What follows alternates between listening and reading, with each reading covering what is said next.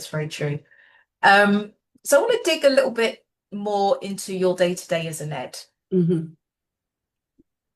What does an ed really do? What is the work behind the non-executive director job title?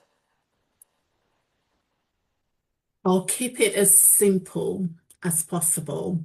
And one of the things that I do is I volunteer for an organization called Inspiring the Futures, where you go into secondary schools, primary school, and you talk about your career.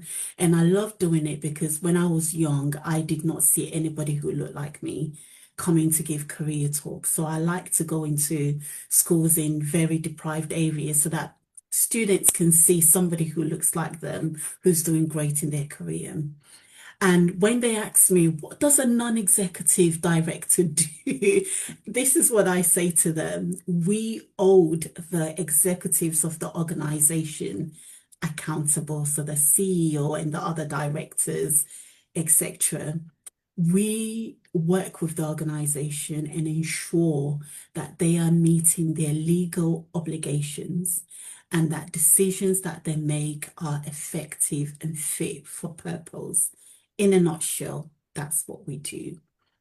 And non-executives, we are non-executives because we are not responsible for the day-to-day operation of the organization. We have oversight.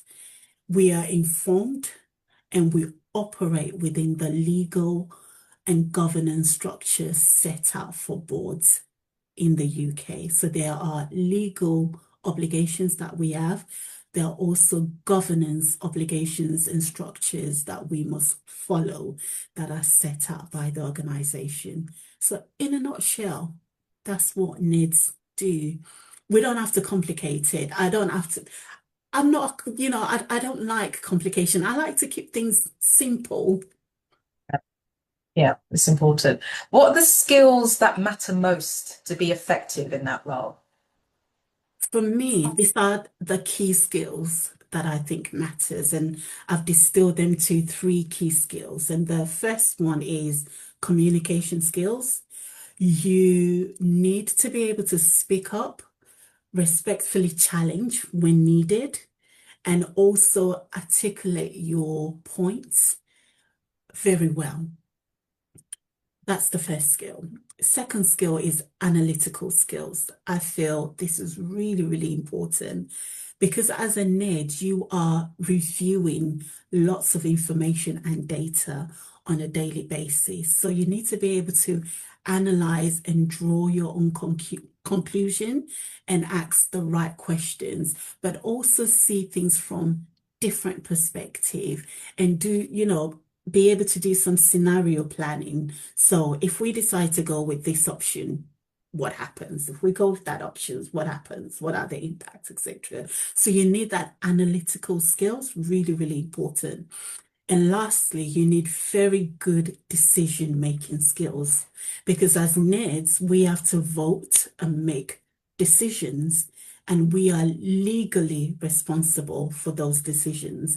And I think I mentioned earlier that, if things go wrong, you can go to jail. I do not want to go to jail, so as we say in Nigeria, carry it with your chest. So when you make a decision, be confident about the decision. And that's where the communication and analytical skills comes in, because you're not just making decisions, you're making informed decision based on the information that's been presented to you.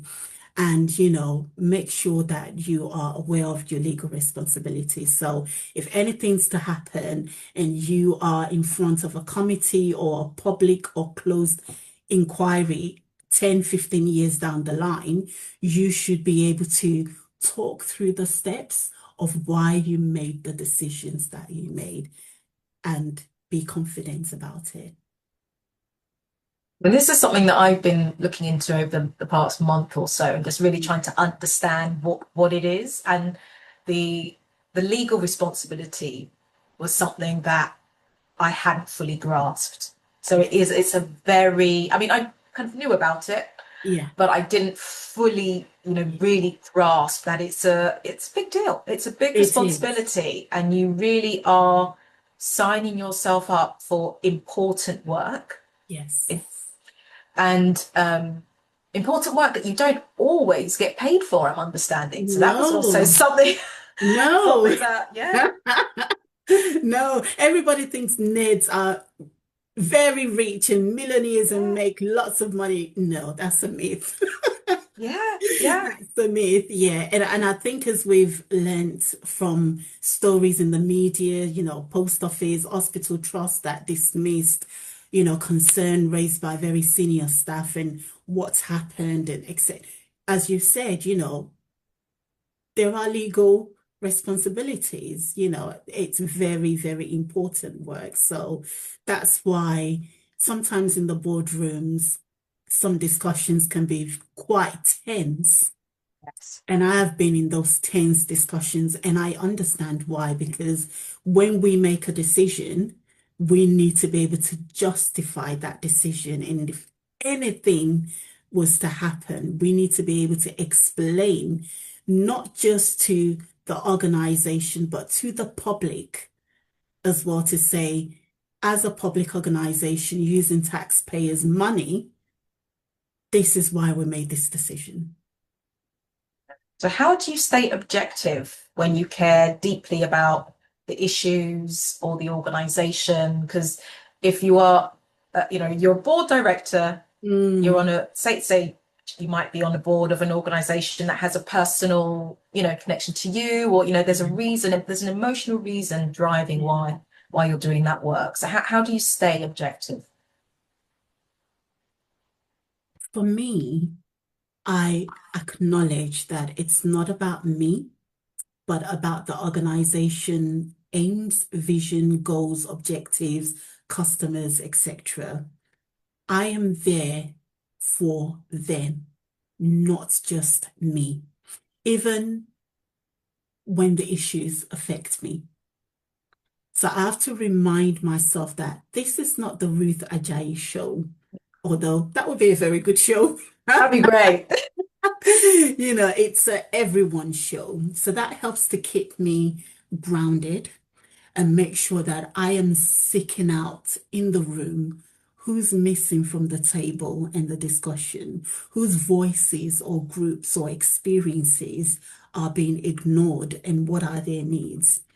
And if I find that I can't be objective or I'm struggling to be objective, and I realize that, because you will know, I will disclose, I'll disclose it openly, because then I am asking the other board members to hold me accountable and help me to be grounded. And whenever the discussion gets a bit too personal, they can draw me back and say, Ruth, we know you're passionate about this and we know this affects you, but let's look at the bigger picture. And, this is not the Ruth Ajayi show, this is the everyone show. So I am not afraid to disclose, to say, this is really personal for me. I care very much about it. I'm going to need you to make sure that I am being objective as much as I can be. And that's, the board, you work in collaboration with each other. It's not a one man or one woman show. And I'm very transparent about that. And I think that's great, because then others can challenge me if needed. And if they challenge me and I'm not able to say, well, actually, I am being objective and these are the reasons, then I know I'm not being objective. So yes, that's what I do. So how does governance differ from operational leadership? Hmm. Operational leadership is very hands-on. It's about managing delivery, people, budgets, and the day-to-day pressures of the organization. The focus is on solving immediate problems, meeting targets, KPIs, etc., and keeping the service running. While as Right. governance tends to shape the mission, the values, and the long-term priorities of the organization. So they scrutinize the risk, the performance, the culture without getting involved in the execution. But the thing is, both go hand in hand.